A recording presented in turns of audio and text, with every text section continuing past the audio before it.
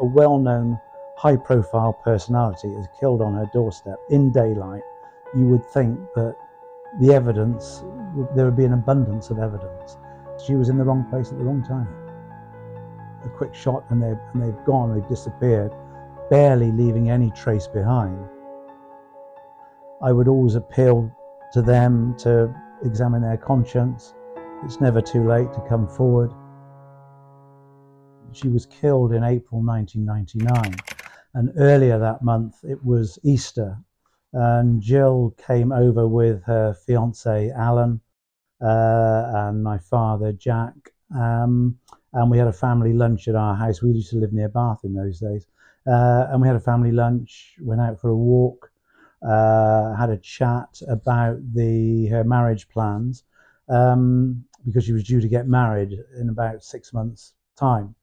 And that was the last time I saw her. The problem was that for us is that it wasn't just trying to cope with someone who was dearly beloved in the family, trying to come to terms with that, but also the fact that she was a national star, an international star. I had a call from, I think it was a reporter actually on the Daily Mail who I knew, and he rang me and said that I heard that Jill had been involved in an accident at or near her home. Didn't know anything about it, so I sort of left it for a while because I was working on a story for the Post, and in between while I was writing the story I also made a couple of phone calls, one to Jill's mobile and one to Alan, her fiance at the time, and I couldn't get answers from either of them, so I thought, well, there's probably nothing, I hadn't heard anything. And he rang about an hour later and he said, oh, I think it's been a bit more serious than an accident. He said, I think she's been stabbed. And so by then I was ringing my sister, hadn't heard it, and she didn't get back to me. And eventually I got hold of Alan, her fiance, and I seem to recall that he said, well, yeah, it's true. Barry George stood trial and he was found guilty at the first trial. He was cleared at the second trial, so he's now an innocent man.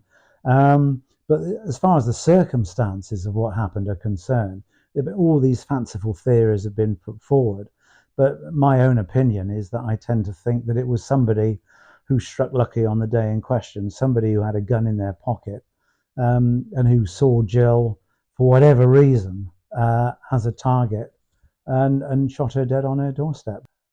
I'm always interested in new theories about how Jill may have died, but when you look at them, and I look at them from a journalistic point of view, as well as from a member of the public's point of view, as well as from a relative's point of view, and very few of them hold any water at all.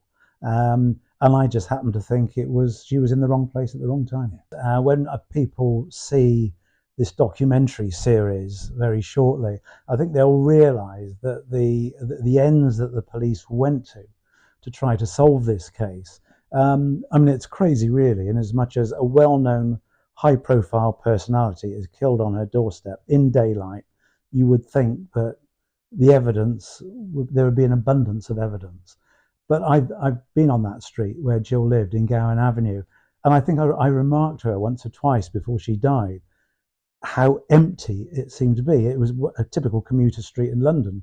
A quick shot and they've gone, they've disappeared, barely leaving any trace behind. For all we know, that person may have died in the intervening years.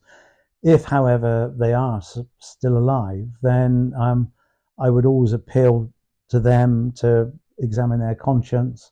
It's never too late to come forward and tell the police what you did. I hope that they look at the series, and as I say, maybe it jogs the conscience of somebody somewhere, or it may just, because this is such a detailed look at Jill's life and death, that it may bring someone forward. It may just prompt some forgotten memory. It may just be a memory that may just help the police to reopen the inquiry.